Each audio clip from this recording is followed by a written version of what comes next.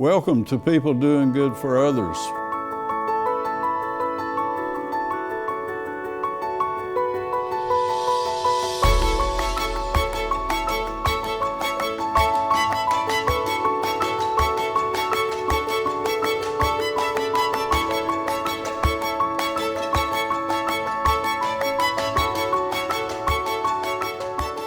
Good morning, and welcome to People Doing Good for Others. I'm Wesley Triplett, and today I have a very special guest with me, Mr. Gary York.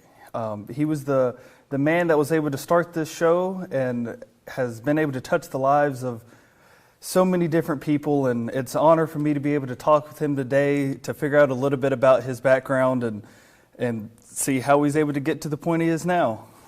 It's nice for you to join me today, Gary. It's an honor being with you, Wesley. You're just one of my inspirations here, and I'm glad you were chosen to be in the seat you're in, and I'm where I am. Yes, sir. Okay, so I guess to get a little bit started, would you like to tell us where you were from and a little bit about your background? Yeah, I grew up just south of Mount Airy, a little community of White Plains, and went to Mount Airy High School and then to Guilford College. After there, I coached for a couple of years and then started a family business in 1970 and eventually became Neighbor Stores. In my youth years, I was involved in athletics and struggled in life somewhat. I seemed to have an attitude that was not conducive to good things happening, and a guy in college, Dr. Herb Appenzeller, helped me through some trying times and didn't give up on me. In high school, a math teacher, Caroline Sidner, was a driving force in my life and encouraged me to, you'll be okay in time. So just keep doing the things that you're doing, and remember that there's God, there's God in everybody, and just embrace people in a special way. So that's what I've aspired to be, a person that wanted to matter in the lives of others. When I heard you touch on a little bit about being a coach at one point in time, I come from a basketball and baseball kind of background, and definitely having the right coach to be able to help you through the difficult times can make a world of difference, because you know, it's not just somebody that is trying to teach you how to do things, but it's a friend and somebody that's trying to actually make your life better. And what was your experience kind of being a coach for some of the other people? I was a high school head coach at Surrey Central High School, and then I coached at Bucknell University for a year. I think it's important to talk about that year at Surrey Central. I think I would have made a very good coach, but I'd already had alcohol had taken over such an important part of my life by then. And it's almost like you could do one good thing and then make two mistakes. It was just going backward in life. So that was the person. I had it inside, but I just couldn't get it out in the right proportions, I guess you'd say, Wesley. Well, if you would like to, we can kind of talk a little bit about that, because given where we are today, it seems like you were able to fight through a lot of the issues and troubles that you had whenever you were younger to be able to get to the point that you are today. And I think that it's very encouraging for younger people and people in general to be able to see somebody to come from a more of a troubled past and still be able to make it to such a successful point like you're at today. A troubled past is a great description. I was an alcoholic before I had a driver's license. And then it just seemed like I would continue to be in the wrong place at the wrong time and just pretending to be, living a fraud life. And so from there, broken marriage, I was just, and my children really don't know what a dad was, and so that's a lot better today. So I go through a lot of geographic changes. Geographic meaning moving a lot. Mm-hmm. You know, I couldn't be successful because this alcohol demon had me, and when I would want to be, I couldn't be, and so pretending to be a person that pretense finally in 1986, on May the 3rd of 1986, in a stupor under the influence of for 5 years I smoked pot every day. And one Saturday afternoon about 6 o'clock, I think I passed, I don't know, I was in the floor. Anyway, I stood up and it's like I was a feather. And things had just, the person that I was had gone. And I remember looking up, living by myself, and I looked up to God and I said, would you please help me never to live another day like I've lived my life? And I'll do anything to change, and I know I can't do it myself, but I will with your help. And I also want to mention that a key contributor was a book by a guy named Dennis Foley, had written in 1984, and it's called Courage to Change, and it was the stories about significant folks who were contributing a lot but were alcoholics.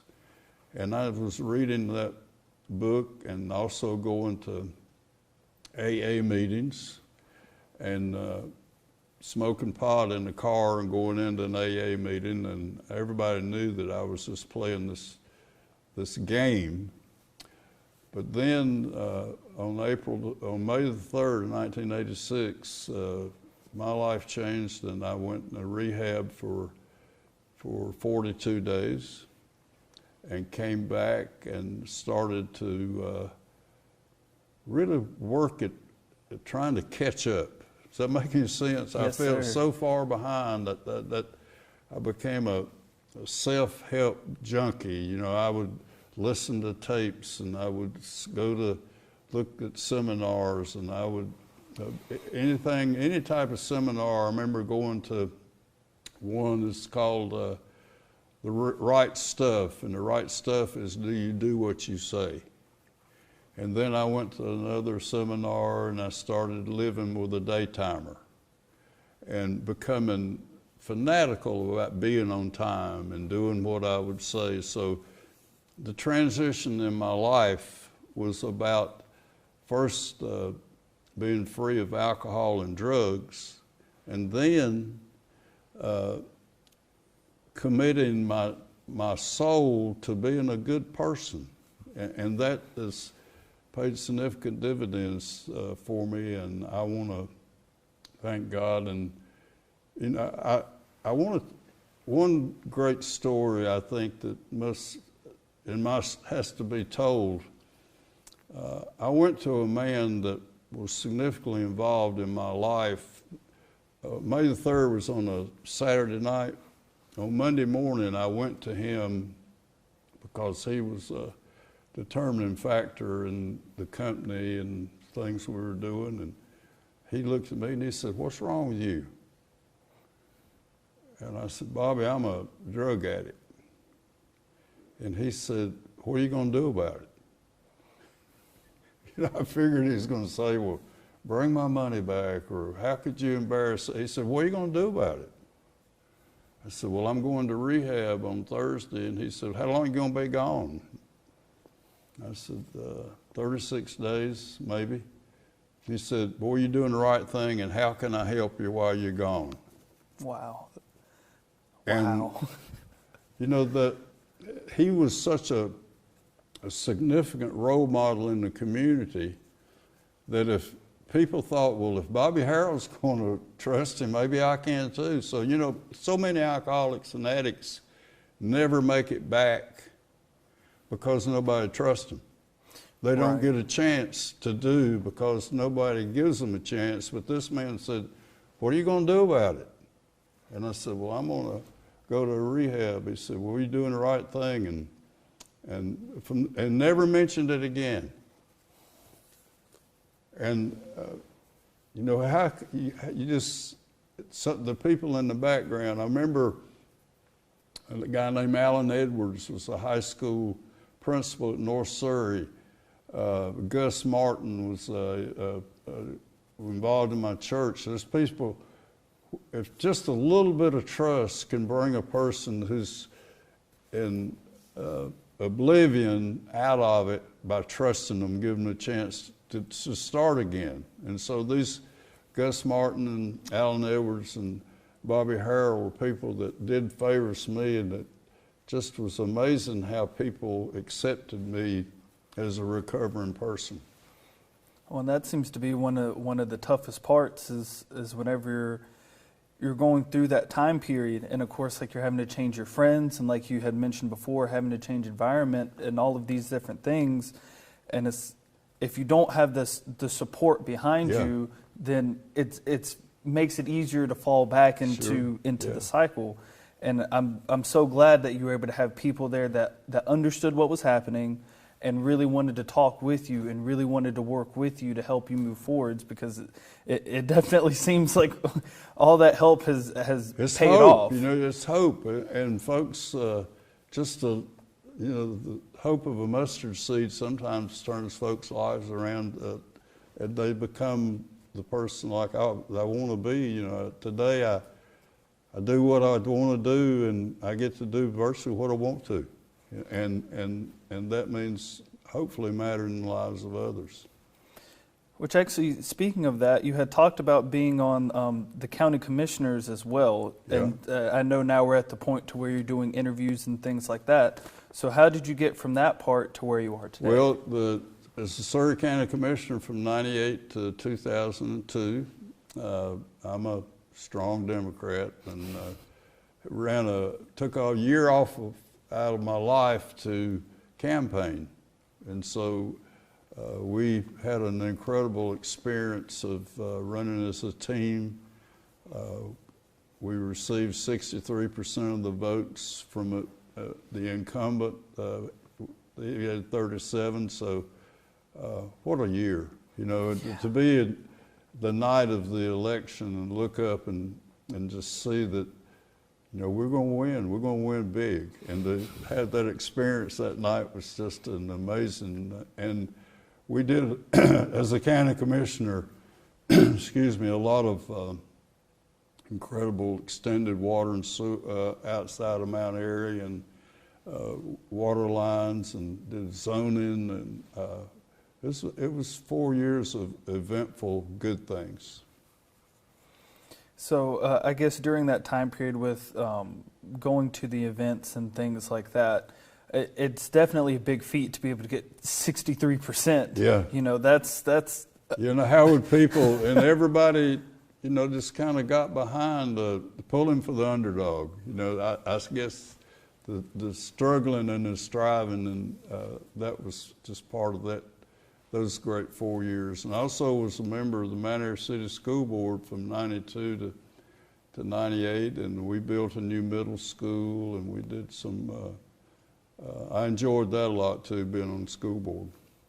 Well, and it definitely seems like the things that you did were integrated into the community. It was you actually working with people and actually trying to make the lives of others better, and not necessarily just doing things for a political number or anything like that, which I think sometimes sadly happens nowadays. And instead of having people that really can hunker down in the community and say, this is my hometown, I want to see the people here succeed. And I think that's a really big deal that you were able to work as closely with the community as you did, and it definitely paid off, you know.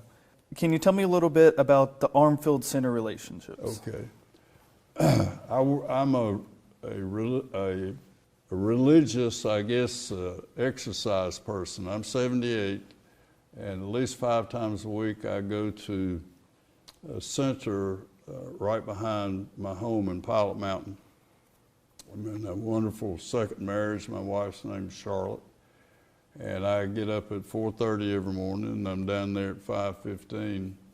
And I've made 6 or 7 friends that are a significant chapter in my life. I mean, every Monday through Saturday morning, I saw Philip Gordon this morning. He brought me some cucumbers and squash out of his garden.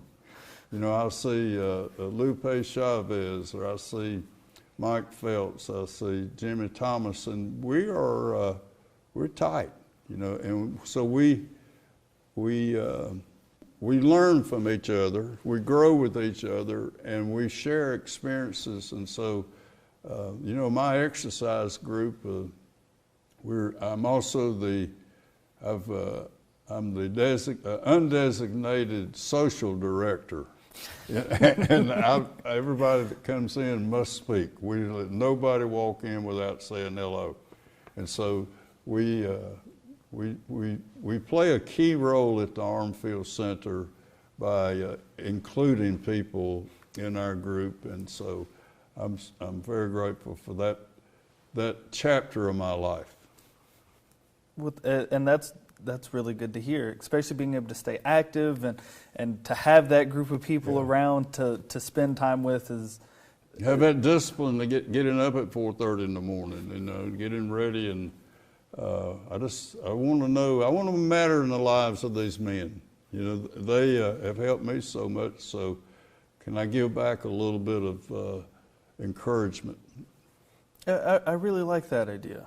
I like that a lot and essentially investing back into people. Yeah, you know. Yeah.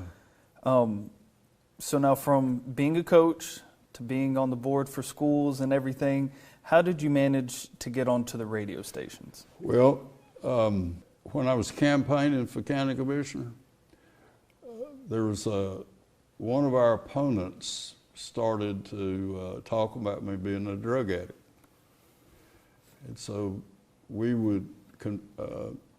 Our defense of that was just to do all positive things and do it in spots on the radio. So going to WPAQ and making those spots, those political spots, we were able to overcome any adverse publicity, and I just absolutely fell in love with radio. And so that's how, in 1998, we started with those political spots, and then it continued until buying WIFM in 2004.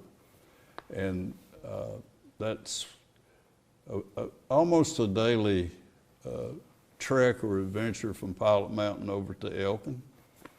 And we have a family-friendly station. We have a total local station, and we advocate things, and we're a voice for people who need a voice, and we support in charities as we can. So WIFM 100.9 is a platform, Wesley, for this is how this chapter of my life, from how we came to people doing good for others at Wilkes Communications, was because of I just learned an hour ago, the phone call, that in this room, on January the 14th of 2016, there was a ribbon cutting.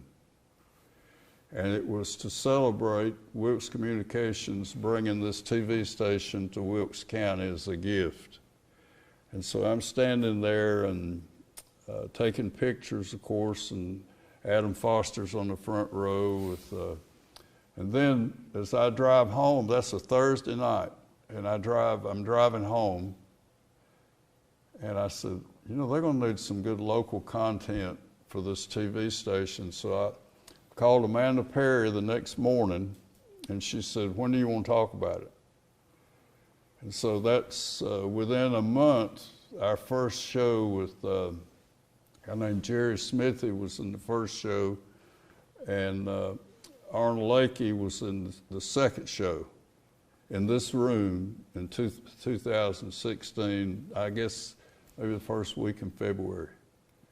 Wow. So the transition from WIFM, I had the experience, and I was, you know, in the interview was, you'll do the recruiting of the people and whatever you need to do to get them ready and to have them there on time. And I think Drew Cooper let us know that we've had almost 236 shows, I think. 235 shows. 235 shows. And in 5 years. Just think of how many people have that kind of gift in life, to be at my age, to be gifted with that, meeting those friends.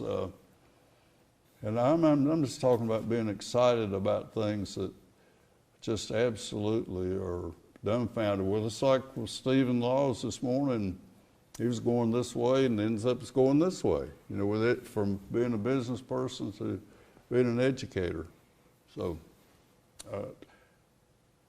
the people doing good for others on Wilkes Communications is a blessing that I should always treasure.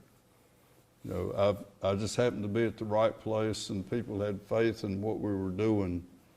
And so even a good friend of mine named Wesley Triplett, you know, after a while I kept talking to you, and all of a sudden you're in this seat.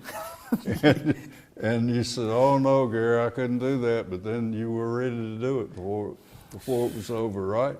Yes, sir. I must admit, I never thought that I would be on this side. On that side, I was like, okay, maybe I'll do a show, but I never thought I would be able to actually interview you one day. And it is amazing how that path see how much you've kind of grown. carves. And you know, it's meeting those challenges. I was telling a young lady in Elkin the other day, I said, you know, the first thing you want to do is become a incredibly great public speaker.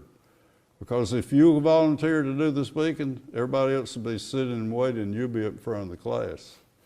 So those are things. How we get ahead is being willing to take us, you know, be in front of people.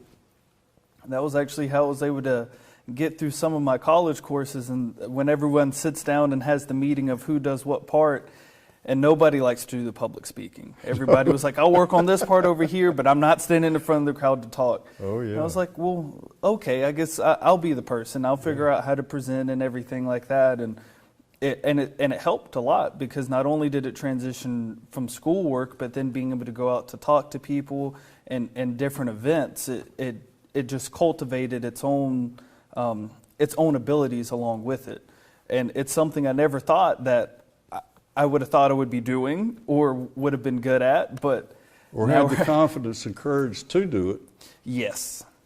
And confidence is a big thing. I think a lot of people will kind of doubt their abilities before they even try things. And it's just give it a chance, experiment. If you fail, it's okay. You get up and try again, and eventually you'll figure out the right way to do it. And it's all about trying and trying and trying, and eventually things will click. Yeah. You know, we had an American Legion baseball team for 12 years. Was an important something that our company, Neighbor Stores, grew from. We at one time had 22 stores, and it was sold in 2011. But Neighbors was a legacy name, and people knew it for taking a stand for the right things and supporting and investing time. As a friend of mine, Dan Merritt, says, the greatest thing we can do is invest our time in people, providing opportunities. Riding all over the state playing baseball, that was, you make about 10 new friends every year, 10 guys age out, 10 come in. So people, I was telling a young female sent an advertisement to me with their business card saying she was she's a broker now. Well, I called her back and I said, what you really need to be doing, and you're doing the right thing with sending this letter, but how many people do you know? I say, Wes Triplett, how many people can you call that you can call them and go see them? People that are like county commissioners, city commissioners, who's running Wilkes Communications? Who's running the school systems? Who's running the community college? Can you say, Oh yeah, I know Jeff Cox. Yeah, I know Mark Bird. And not being braggadocious or not being showy, but say, Right. yeah, sure, I know. And the people say, how do you? Well, I made it a point of knowing them. It's like when we came to Elkin in 2004, first person I called was Linda Cheek. She's the executive director of the chamber. And I said, I want a list of 15 people that are making things happen in Wilkes County. And the first thing I did, and the first one's Arnold Leckie, go around to all these people and say, you know a lot of people. I know more people probably than most people because that's important, because that's how we get things from here to there, is who do you know? Networking. You know, is a big deal. Who can help you through the, like Ken Nolan, the manager at Wilkesboro. When we met, I think in 15 or 16, and it's just priceless what he does for me. You know, I call whatever I need or want. I call Ken Nolan. He says, you do this, this, and this. So that's how it works. Networking. Yeah. And it seems like it's not even just so much of networking, or I guess how I think of it is in school, like you have your friends. Yeah. And so then one day they're like, oh, well, do you want to hang out with my group of friends? And now all of a sudden it's like you found a new pocket and they have a set of activities that they like to go to, and then you build a friendship over here and then over there, and then it slowly grows into this giant spider web. It's like, well, if I want to go out to the movies today, I can go call this group. If I want to go play sports, I'll call this group. And I think I'm now at the point to where I'm seeing how important it is to where it's not just the small groups of friends and stuff, but actually getting involved in the community and how much that means. Because just as much as it's amazing for me to be able to call and talk to you if I need help with something, but for you to be able to call and talk to me when there's things that I can help you with. And like today, being able to sit down and interview you is such a big thing that if I never came out and talked to you, or if you never came in and talked to me, this experience may have never happened, you know. And I think people kind of getting out of their comfort zone a little bit, and you don't have to say a lot, even if it's just hello, how are you doing? Start a conversation, ask somebody about their past or what they're currently doing. Cause tell me about you, right? Right, and it's that easy, and then you don't even really have to speak that much. You just have to be able to listen and talk, you know. But and then the conversation, like Miss Harris here in the office said, I know somebody you needed to talk to. I said, who is it? She said, Dr. Alexander Irwin. And so I learned about integration in Wilkes County just overnight, you know, with him. Right. He was here, you know, he was teaching. Right. 5th grade, you know, and so now, what a door opener, you know, people, but it's the people that introduce you to people. Yes, very, very much so. Yeah. Well, do you have any other closing remarks that you would like to think of before we wrap up the show? Well, I want to, for sure, emphasize the importance of being invited to this ribbon cutting here on January the 14th of 2016. And again, Adam and Amanda and Eddie Settle on the front row, and Ken Nolan, and people that have embraced my life. You know, people that have lifted me when I didn't know the next step because of people doing good for others at Wilkes Communications. I can't tell you how much, you know, to make 250 new friends in 5 years. A new dynamic in my life is in Wilkes County. You know, I know the heart and soul of the good things that have happened in here. I've had a lot of people help me to be in the middle of it. So as we talk about, like with moments ago when I was interviewing Steve Laws, we talked about Dennis Huggins. Dennis Huggins, as far as guests that have been on People Doing Good for Others, Dennis Huggins has the #1 provider of leads for people.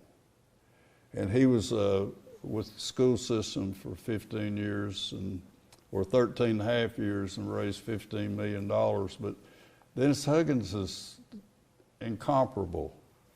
And because of the opportunities that I've had here, and asking God to help me never live another life, like another day that on May the 3rd of 1986, said, I don't want to be that person ever again. And I'll do anything to change if you'll help me. And, that prayer was answered. And I have a good home, and I hope my children have forgiven me. And I have wonderful grandchildren. And I just, coming over here today,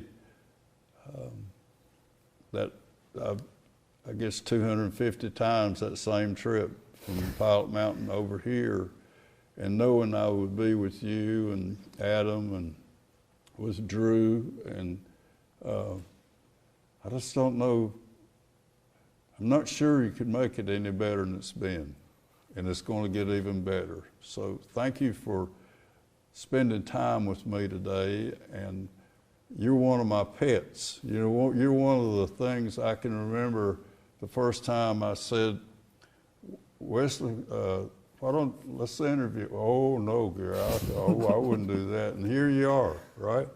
Yes, sir. And all that's happened in probably 2 or 3 years. So we're blessed when we ask God to help us do the hard things, and to pray that, and to forgive us when we don't get it right all the time. But it's worthy of getting up every day saying, I want to matter. Right. And finding ways to matter. As I say in one of my,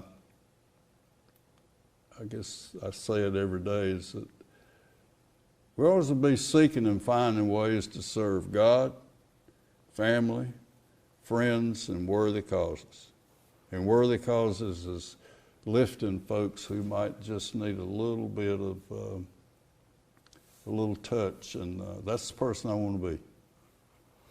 Well, actually, to honor that and all the people that you have touched and things that you've done, we wanted to make sure that you're able to keep a little bit with you. Oh my goodness, look at this. So we tried to put together some of the shows that you've had, just so you could kind of have some of the memoirs of all the people that you've been able to go through and touch through 235 episodes. How about that? And to show our appreciation for you, because we what really an honor enjoyed to having be you on here. the show. I love you. I love you too, Gary. Thank you very so much. much. And we would like to say thank you to 100.9 WIFM and River Street Productions for allowing us to have the time to sit here and talk as much as we have today. And just thank you so much for coming on to the show to talk with me today, Gary. It really means a lot. I've been blessed. Well, Thank you.